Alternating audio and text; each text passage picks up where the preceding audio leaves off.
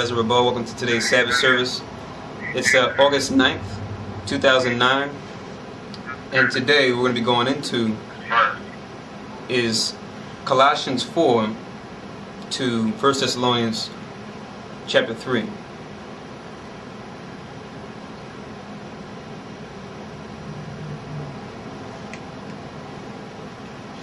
So once again, we're going to go into Colossians, the 4th chapter, to 1 Thessalonians.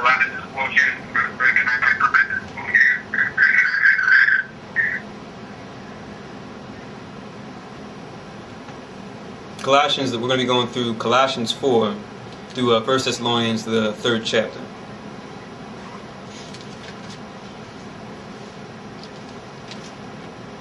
Okay, so now this is Colossians 4:1, and it begins, "Masters, give unto your servants that which is just and equal, knowing that you also have a master in heaven." So now what this is going into is what it's saying, "Masters, give unto your servants that which is just and equal." So now when we read this, it's easy to think, okay, is this talking about, the laws dealing with servitude and things like that. But actually when you go into it, it's just talking about anyone who has rule over you. We can look at this even in modern day times, when we have schools, even during the time when Paul was teaching this, that what it was going into churches. We had a bishop that would have presided over the church, and he had different people that reported to him in the congregation. But now he's saying for these masters, these who have rule over, those who would serve them, or those who would minister unto them. Because when you go into minister itself, the title minister just means a servant, or someone who's to serve someone else. Like Joshua, you read about him, he was a minister unto Moses, because he was going to be the one to take over after Moses. And he was like right in second in command while Moses was still in power. So this is going into his ministers being those who serve the congregation, and those who have ruled over the congregation, or in a sense what we would call a bishop or overseer. So he's saying that for them to give unto their servants that which is just and equal. It says, knowing that ye also have a minister in heaven. Right? So they do right unto those who are under them, the same way that they're being, same way they have those that minister unto them from the heavenly realm, that they should do the same for those that minister unto them in the earthly realm. It says in verse 2, continue in prayer and watch in the same with thanksgiving. Right? So now this is very simple. We see it just says continue in prayer and watch in the same with thanksgiving. Right? So it's important that we always set up our prayers each and every day. We should be talking to the Most High. Right? Just to go into the scriptures on this, just write down 1 Thessalonians 5.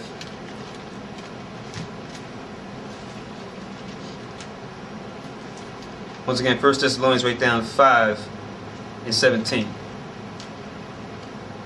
to link up with Colossians 4 and 2. And I'll read it real quick. This is 1 Thessalonians 5 and 17. And it reads, pray without ceasing. So right there, Paul, in his letter to those that were in Thessalonica, he tells them to pray without ceasing in 1 Thessalonians 5 and 17. Also, you can write down James 5, 15 and 16 to go with this. And I'll read it. This is James, the 5th chapter, verse 15 and 16.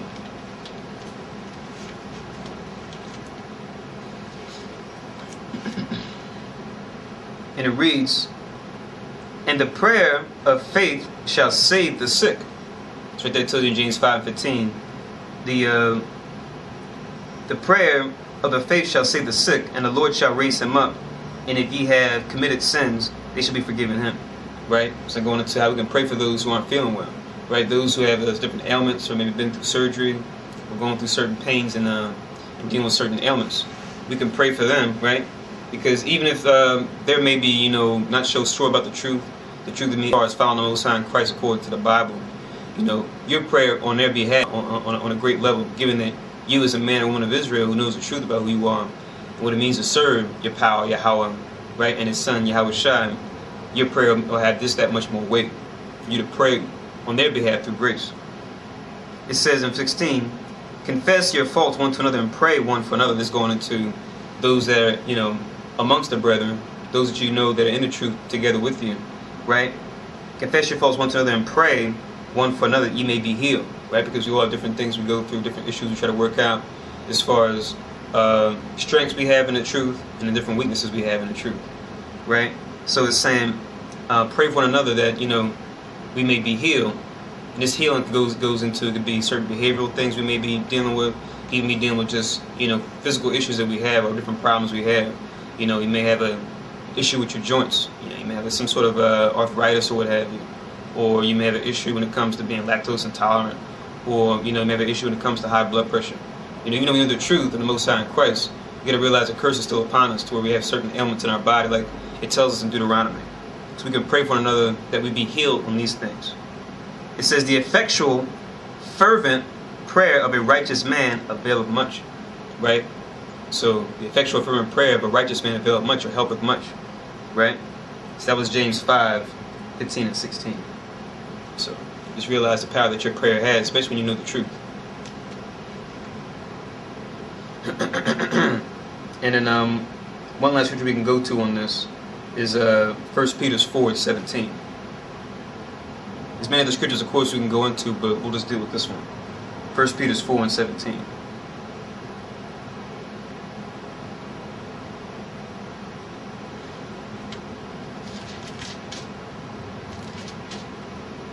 And it reads,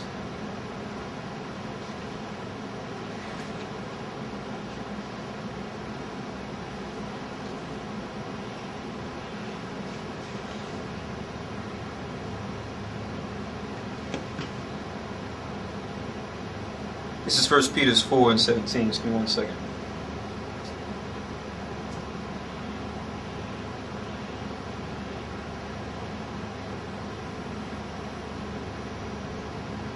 Just give me 1 sec. Just give me 1 second, audience. Just gonna take a brief recess. Just a brief moment. I said, check something on the laptop. Just give me 1 second.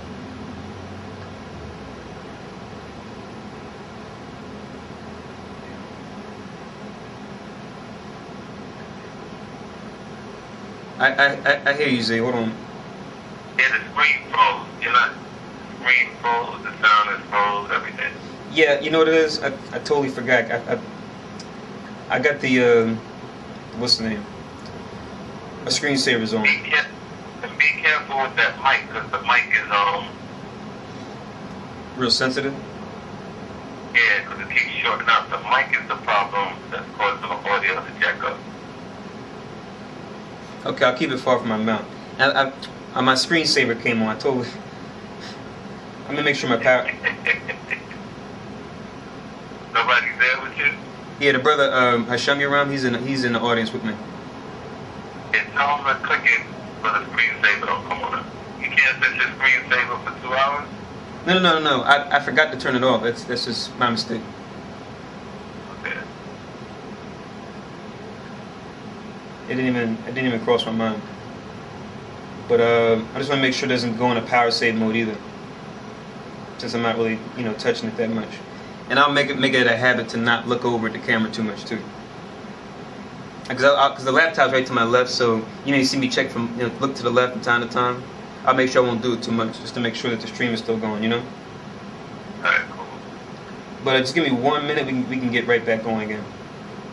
Right.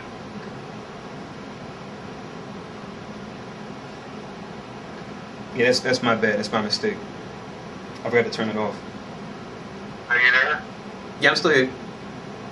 I just got a pop-up that says error message, unable to connect channel. What the hell is that? You know who it is. I mean, it's rolling strong, isn't it? That's all good though. It's almost like, hey man, come on man, bring it on, right? What else you got for me? Okay, I'm already just trying to get this going. I'll stop you no matter what.